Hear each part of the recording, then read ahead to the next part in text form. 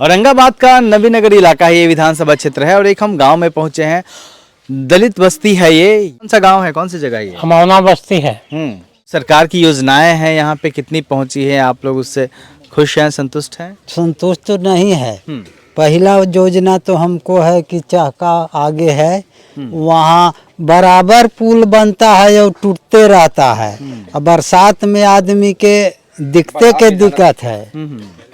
सबसे पहला योजना तो हमको वहाँ है कि पुल का व्यवस्था होना चाहिए। और यहाँ अपने जो दलित समुदाय के लोग हैं उसकी आबादी कितनी है इसका? 150 और 100-250 मान के चलिए। ठीक है। सपोर्ट है तेजस्वी यादव का। हम लोग का सरकार गरीब का बोलने का साहस देने वाले लालू यादव थे। अब लालू यादव देख के ही चले गए।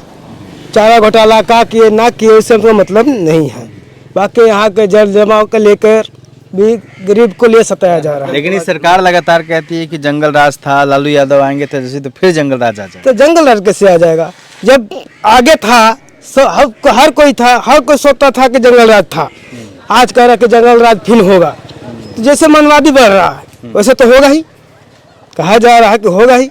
जैसे हम लोग सर कटाने के लिए तैयार हैं तो सर थोड़ी झुकाएंगे नीचे, हम लोग टाइट रहेंगे। इसके लिए क्या किया जाए? किस मुद्दे पे वोट देंगे आप लोग? हम लोग किस मुद्दे पर वोट दे रहे हैं कि जैसे हम लोग का गरीब को सताया जा रहा है सरकार से। हाँ सताया जा रहा है इसलिए कि यहाँ के देखिए कि जल जमाव को लेके कई बार डीएम को दिए, कागज दिए, क्या दिए नहीं दिए, इसमें हम लोग को कोई प्रभाव नहीं पड़ा।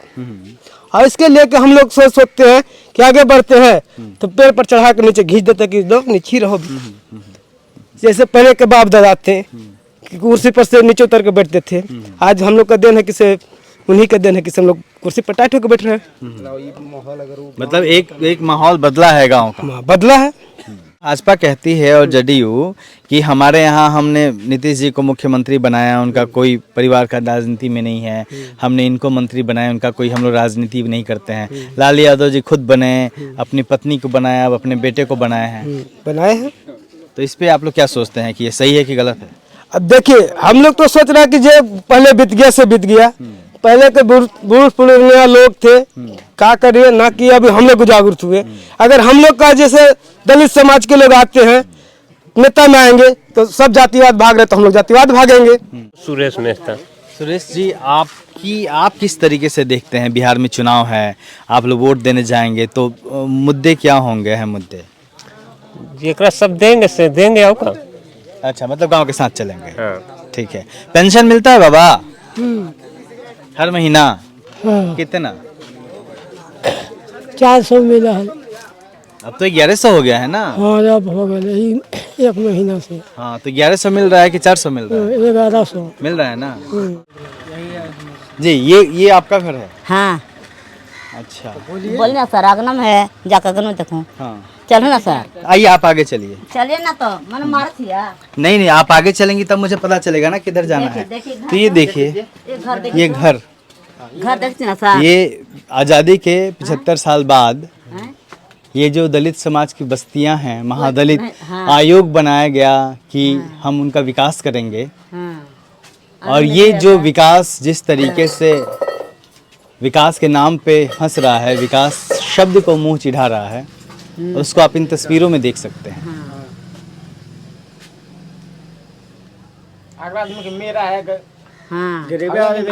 तो जैसा मैंने कहा कि ये देखिए, एक दलित समाज की बस्ती जो होती है वहाँ पे दलित समाज के लोग किस तरीके से रहते हैं ये आप देख पाएंगे। अब आप ये सोचिए कि ये जो मकान है, आयुष दिखाइए जरा इसको। ये मकान जो है, ये अगर बारिश होगी तो यहाँ लोग किस तरीके से अपना गुजारा करते होंगे, ये सोचिए। अभी यहाँ बारिश का मौसम है और लगातार इस साल बारिश ज़्यादा हुई है।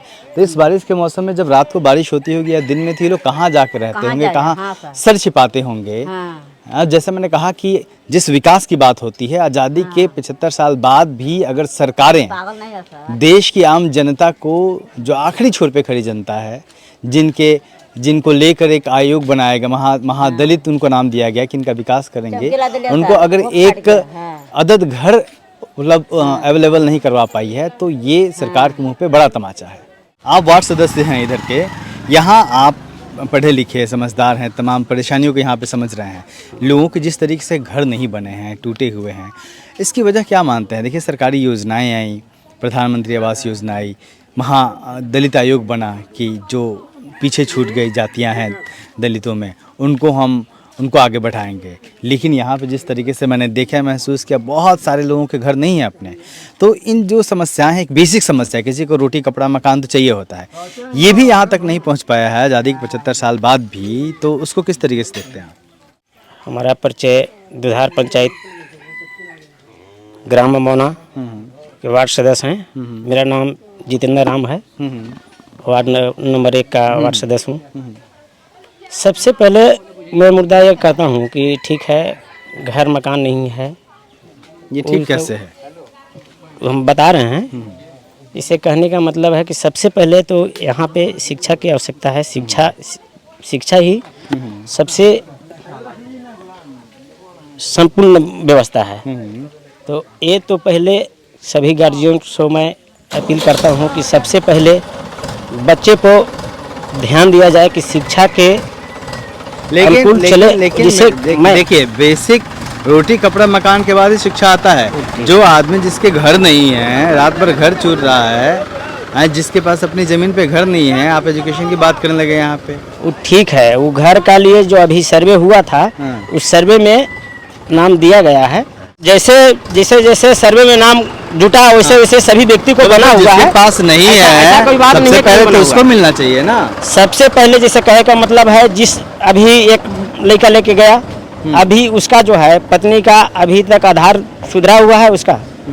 सबसे पहले तो आप डॉक्यूमेंट सुधारिए, तभी तो आवास मिले या जो भी कुछ मिलता है। प्रतिनिधि है वार्ड जैसे आप लोग हैं, तो आप लोग की जिम्मेदारी नहीं है कि जिस लोगों के पास चीज़ें नहीं हैं उनके डॉक्यूमेंट सुधरवाएं, क्योंकि आप भी तो प्रतिनिधि हैं ना यहाँ के। एकदम पूछिए, एक बार नहीं हजारों बार लोगों को मैंने बताया, और जो भी कुछ मतलब प्रोसेस आता है, मैं अपना वार्ड से छोड़ करके यहाँ आन करके मैं बोलता हूँ। सर्वे में दिया गया है, सर्वे में वो नाम अभी जो जुट रहा था उसमें दिया हुआ है। अब तो आएगा तभी नहीं मिलेगा। अच्छा, ये जो पूरा क्षेत्र है, इसकी आबादी कितनी है और किस किस समाज के लोग रहते हैं आसपास? इस समाज यहाँ पर जो है कि ये जो 2 नंबर वार्ड है, इस पे कम से कम 40-50 घर रिकियासन का आबादी है। और मतलब मांझी जी।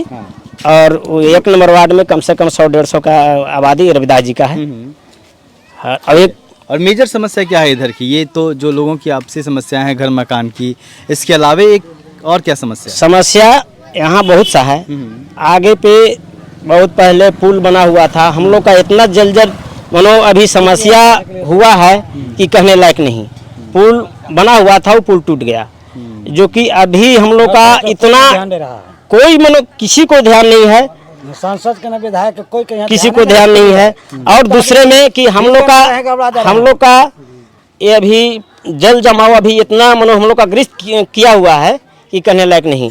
हम लोग यहाँ पे चलिए हम बताते हैं, यहाँ पे कम से कम 100-200 आदमी 2 बार 3 बार गया यहाँ से डीएम के पास में भी, लेकिन किसी को सुझाव नहीं, किसी को सुनाव नहीं। विधायक के पास भी लोग गया, सांसद के पास में भी लोग गया। सांसद किस पार्टी के हैं?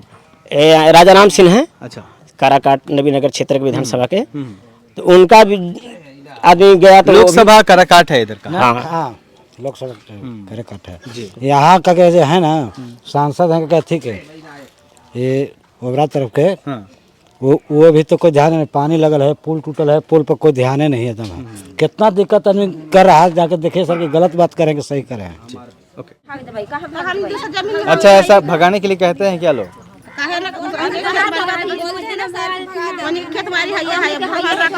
क्या कह रही हैं आप? बोलते हैं सब आते ना, जिसको जमीन में रहते ना, बोलते हैं कि सबको भगा देंगे, कोड़वा देंगे।